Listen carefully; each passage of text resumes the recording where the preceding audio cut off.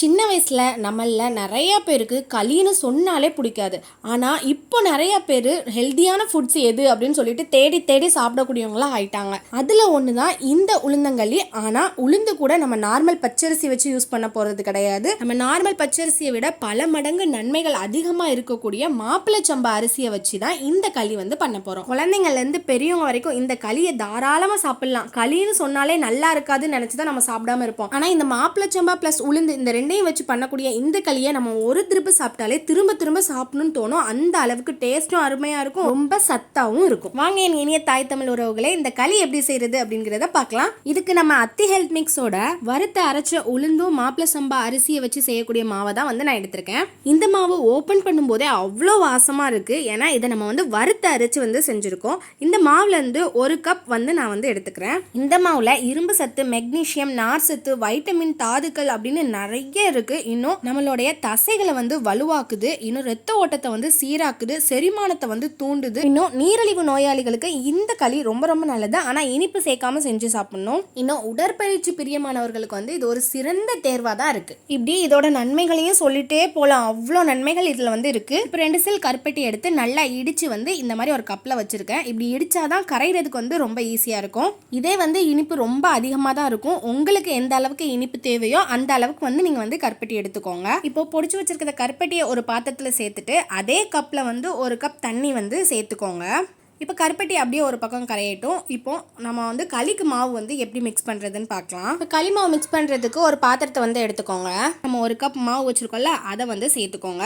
சேர்த்துட்டு உங்களுக்கு உப்பு தேவைன்னா ஒரு பிஞ்ச் போட்டுக்கலாம். நான் உப்பு போடலை. உப்பு போடும்போது ஸ்வீட்னஸ் நல்லா தூக்கி கொடுக்கும். ஆனால் இது நல்லாவே இனிப்பாக இருந்தது, அதனால நான் உப்பு சேர்த்துக்கல.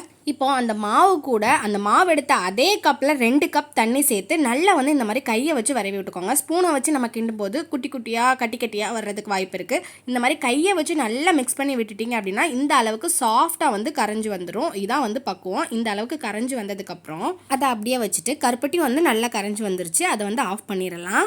இப்போ ஸ்டவ் ஆன் பண்ணிவிட்டு களி செய்யக்கூடிய பாத்திரத்தை அடுப்பில் வச்சுட்டு ஒரு ஸ்பூன் நெய் சேர்த்துக்கோங்க. நெய் ஆப்ஷனல் தான், உங்களுக்கு தேவையில்லைன்னா நீங்கள் ஸ்கிப் பண்ணிடலாம். நெய் சேர்க்கும் போது இன்னும் அருமையாக இருக்கும். பேபிஸ்க்கெலாம் கொடுக்கும்போது இது ரொம்ப நல்லது. வெயிட் கெயினுக்கும் ரொம்ப ரொம்ப உதவும்.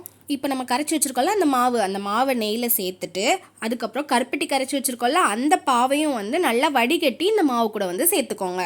இப்போ இது எல்லாத்தையும் நல்லா கிண்டிகிட்டே இருங்க.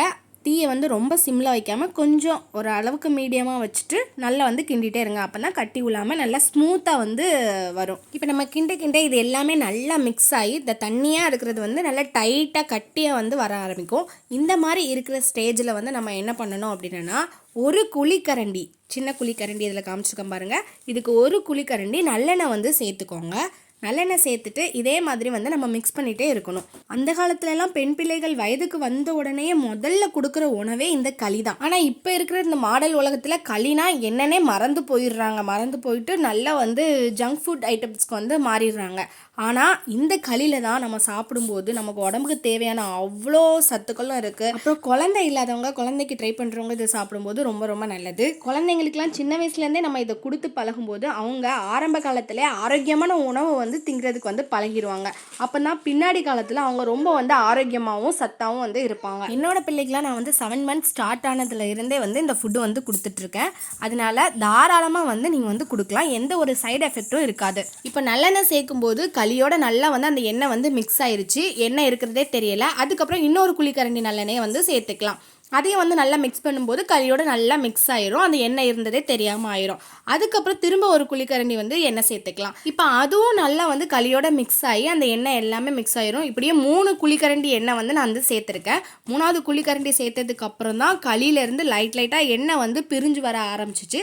அவ்வளோதான், இந்த ஸ்டேஜ் இப்படி இருக்கணும். பார்க்கவே அழகாக இருக்கு, அல்வா மாதிரி. இப்படி தான் இருந்தால் களி பர்ஃபெக்டாக ரெடி ஆயிடுச்சு. பார்க்கவும் நல்லா அல்வா மாதிரி அழகாக இருந்துச்சு, சாப்பிடவும் ரொம்ப ரொம்ப ரொம்ப டேஸ்ட்டாக இருந்துச்சு. ஹெல்தி ஃபுட்ஸ்லாம் டேஸ்ட் இருக்காது அப்படின்னு சொல்லுவாங்கல்ல, ஆனால் நம்மளோட அத்தி ஹெல்த் மிக்ஸில் செய்கிற எல்லாமே ரொம்ப ரொம்ப டேஸ்ட்டாக அருமையான சுவையில் இருக்கும். இந்த பாரம்பரியமான அரிசியை வச்சும் உளுந்த வச்சும் பண்ணக்கூடிய இந்த பாரம்பரியமான இந்த உணவு களியை நீங்கள் கண்டிப்பாக ட்ரை பண்ணி பார்த்துட்டு எப்படி இருந்துச்சு அப்படிங்கிறத கமெண்ட்டில் சொல்லுங்கள். இதை நீங்கள் குழந்தைங்களுக்கு கொடுக்கும்போது அவங்க ரொம்ப விரும்பி சாப்பிடுவாங்க. எந்த ஃபுட்டு சாப்பிடலனாலும் இந்த களி நல்லா விரும்பி சாப்பிடுவாங்க. ரொம்ப ஆரோக்கியமான உணவை விரும்பி சாப்பிட்டா ரொம்ப நல்லது தானே. கண்டிப்பாக வந்து ட்ரை பண்ணி பாருங்கள். நம்மளுடைய அத்தி மிக்ஸ் உங்களுக்கு வேணும்னா ஸ்க்ரீனில் தர நம்பரை வந்து காண்டாக்ட் பண்ணிக்கோங்க. நம்மளுடைய இந்த வறுத்த அரைச்ச உளுந்து மாப்பிளச்சம்பா அரிசி மாவை வச்சு தோசை, களி, புட்டு, இடியாப்பம், கொலக்கட்டை இந்த மாதிரி நம்மளுக்கு எது தேவையோ எல்லாமே பண்ணலாம் இந்த ஒரே மாவை வச்சு. இது எல்லாமே எப்படி பண்ணணும் அப்படிங்கிறது நம்மளோட அத்தி ஆர்கானிக்ஸ் சேனலில் அடுத்தடுத்த வீடியோ வந்துட்டே தான் இருக்கும். மிஸ் பண்ணாமல் பாருங்கள். சப்ஸ்கிரைப் பண்ணி வச்சுக்கோங்க உறவுகளே. இனியாச்சும் நம்மளோட வாழ்க்கையில் ஹெல்த்தியான ஃபுட்ஸை சாப்பிட்டு வாழ்வோம். ஓகே உறவுகளே, இயற்கை விவசாயம் காப்போம், உணவே மருந்து. நன்றி.